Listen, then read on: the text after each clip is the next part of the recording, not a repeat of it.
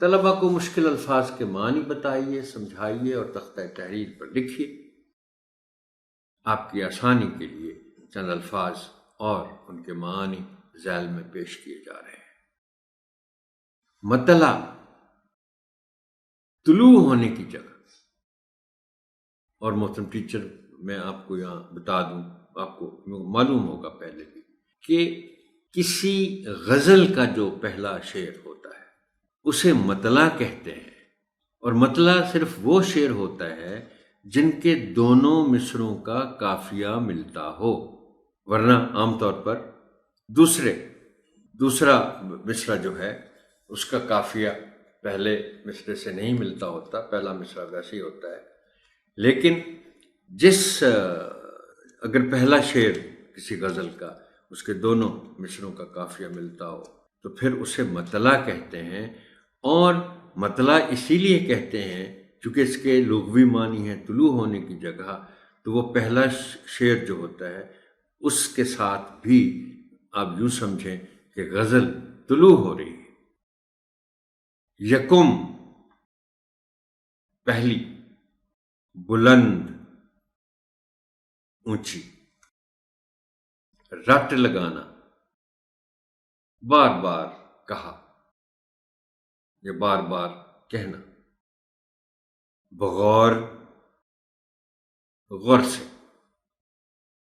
یہاں فارسی ہے، یہ صرف جو ب ہے اس کے معنی ہیں ساتھ، تو بغور کے معنی ہو گئے غور کے ساتھ یا غور سے۔ نہال، خوش۔ مویشی،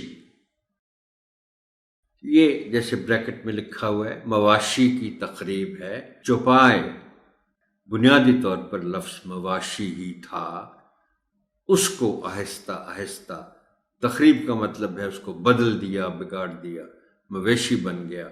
اب مویشی کے معنی ہیں چوپائے، جو چارہ کھاتے ہیں، چار ٹانگوں والے۔ چارہ،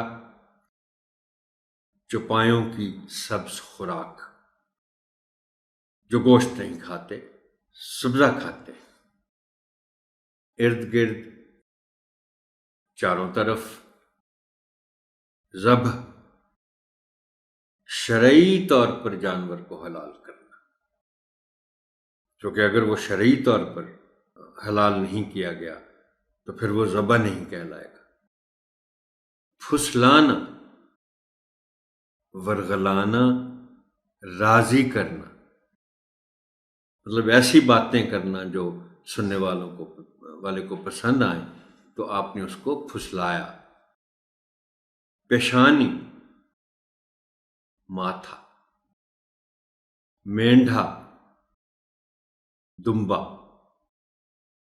جامع مسجد، بڑی مسجد جس میں نماز جمعہ ہوتی ہے۔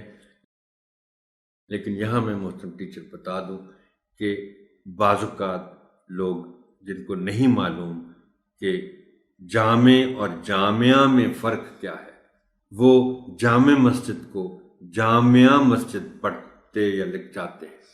تو جامع کا مطلب ہے بڑا، اور جو غلطی سے جامع کی جگہ جامعہ لکھ دیتے ہیں، یعنی جیم الف میم عین ہے، اس لفظ جامعہ کا مطلب ہے درسگاہ، یونیورسٹی۔ بغل گیر ہونا، گلے لگنا۔ غربا، غریب کی جمع۔